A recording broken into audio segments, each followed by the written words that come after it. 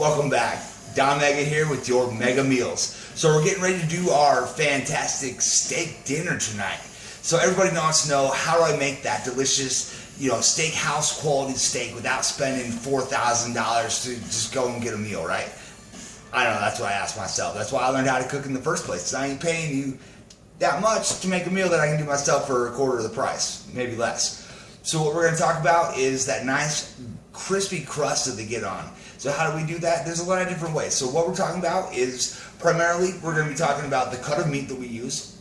We're going to be talking about bringing those water-soluble proteins to the surface, because it's those proteins that are going to caramelize through something called the Maillard reaction. Look it up if you want to. Maybe I'll do a video to explain it a little bit more. But that Maillard reaction is going to caramelize those proteins, getting that nice crust for you. It's going to be delicious. It's going to add texture to it. So the first thing we're going to do is we're going to bring those proteins to the top. First thing you want to do is to salt your meat. Alright, so when it comes to grilling some steaks, basically I have three go-tos that I personally prefer. There's other ones you can put down there, but if you got the money, obviously tenderloin or filet mignon is going to be the cream of the crop. It's going to be the most delicate. It comes from the back strap. It doesn't do a lot of work in a four-legged animal, so nice and tender. Beyond that, we also have another cut from the loin. We're going to be talking about the ribeye, which is probably my personal favorite. It's got a really nice fat content, still from that loin, so not doing a whole lot of work, nice and tender, grills up perfect. And then also, if you're looking for something a little bit leaner, but not quite as expensive as that tenderloin, we're going to be going with the New York strip steak, which is also, if you know your cuts, going to be half or a portion, the other piece of a T-bone. So those are my three favorite cuts. Right, today we're going to be working with a ribeye steak. Again, that is my favorite, cost-effective, delicious, nice and marbled. So what we're going to do here is we're going to liberally salt both sides. Again, that salt is going to bring water to the surface. Along with that water is going to be water-soluble proteins, adding to that caramelization, that Maillard reaction. You know it, you love it. Alright, so the steak has been sitting about 15-20 minutes. It's had enough time for that salt to bring those water-soluble proteins up to the surface. But we don't want all that water on the surface, because that's just going to turn into steam, and that is not going to help us with our caramelization. So what are we going to do? We're going to take this bad boy, and we're going to stick it right here in the chill chest. Just pop it right in. What we're going to do is let it set for about 10 minutes. Flip it over, 10 more minutes, pull it out. It won't be frozen, but it'll be enough time for the environment of the freezer to dry it out, just like we need it to be.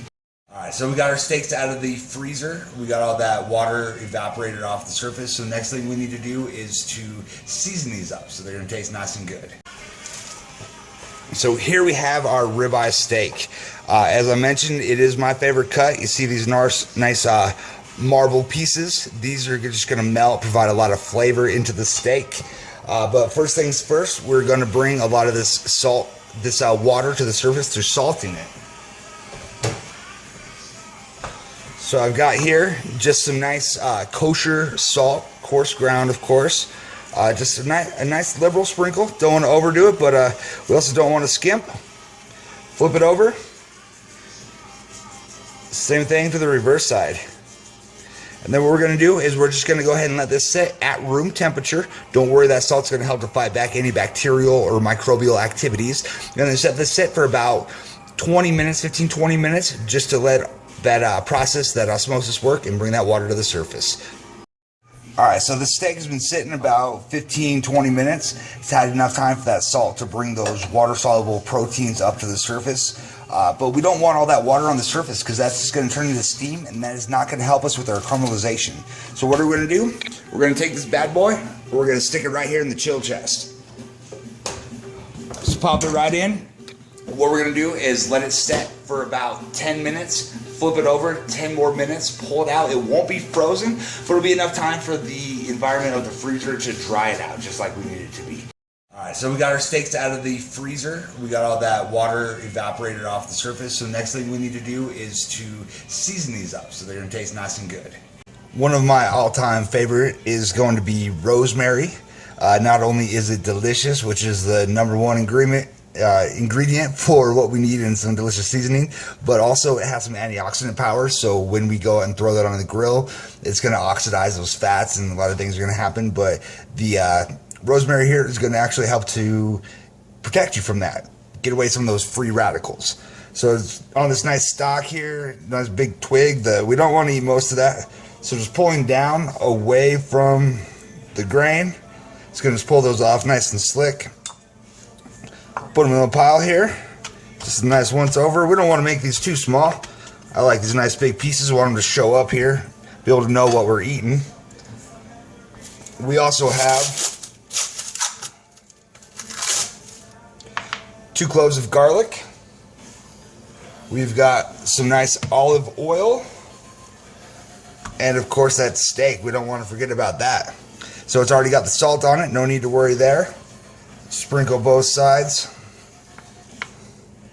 with our ingredients here. Don't worry too much about getting them evenly spread, because we are going to be moving that around some more. But even between, you know, top and bottom, we want to get both sides covered. And just a small drizzle of our olive oil here. So the olive oil is also going to help to provide, you know, some good fat, so it's good for you. But most importantly, it is going to help to evenly transmit the energy, that heat from the flame, into our steak here, which is going to give it a really nice, even browning and a good crisp crust. So we've tried so hard to do all these things, so this is the last step in it. Rub those in, move them all around. Make sure we scoop up the last of our herbs here. Pat them in nice and good. Oh man, it's going to be delicious. We'll see you over at the grill. So here we are. You see the grill top is nice and clean. You want to have no particles. The more that's on there, the more it's going to stick, and the more it's not going to be good for you.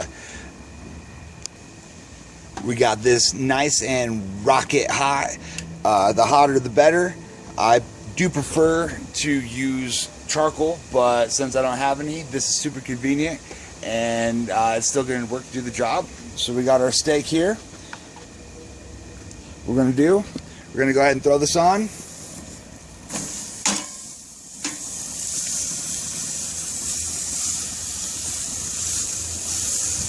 Alright, so we'll do this for 3 minutes and rotate 90 degrees. So in 3 minutes, we're going to turn the steak 90 degrees. Let it land on a fresh piece of grill so it's nice and hot. So when we flip it over, it's going to give us that really great presentation and those awesome grill marks. We're now at the 6-minute mark with these steaks. We're going to go ahead and flip this over again, looking for our hot piece of the pan, not picking it up and put it right back where it was. Beautiful. Once again, it's been another 3 minutes, so it is time to turn 90 degrees. And another 3 minutes. 12 minutes later, we got some awesome steak ready to come off the grill. Just take a nice look. See how this is coming out. Oh, that is beautiful, perfect looking. So what we're going to do is put it to rest, loosely cover it in some foil, give those juices a chance to calm down so they don't all leak out as soon as we cut into it. We'll see you in 10 minutes. Alright, so next step is to make our salad while these steaks are resting. We're going to do some nice baby spinach. We got some red onion here. The best way to break down a red onion, or any onion, you're going to cut it from flower to root. It's right through the middle. We've got 2 halves here.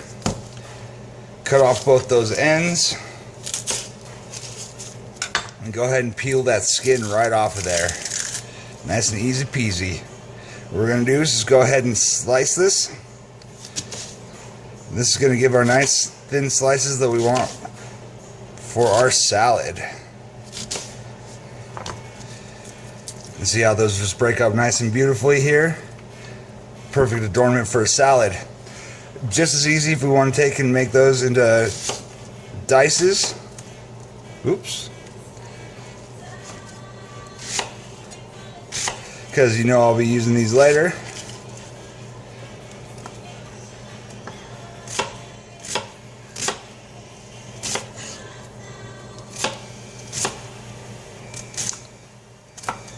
And it's that easy. So we're going to take our baby spinach, Some slices of our nice red onion here.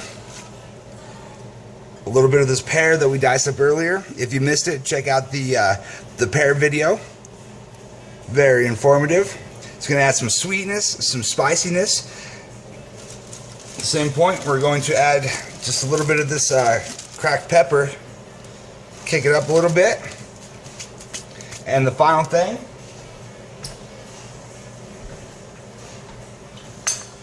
is a little sprinkle of this kosher salt. And that is our salad. I'm going to dress it nicely with some blue cheese dressing. Feel free to add anything to these that you want to. Salad is your time to be creative. Feel free to throw in maybe some candy pecans, some tomato, fresh blue cheese or gorgonzola crumbles, whatever you like. It's all going to be good. We'll mix up the salad a little bit, get that dressing, all those nice ingredients, nice and evenly dispersed here. So thanks for joining us on another episode of Mega Meals. So this has been your ribeye steak and spinach salad. Last thing, the most important part. Let's get down to business.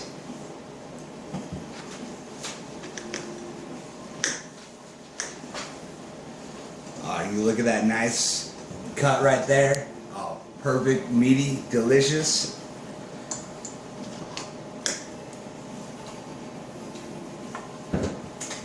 Oh yeah, Mega Meals coming at you. Much love. Peace.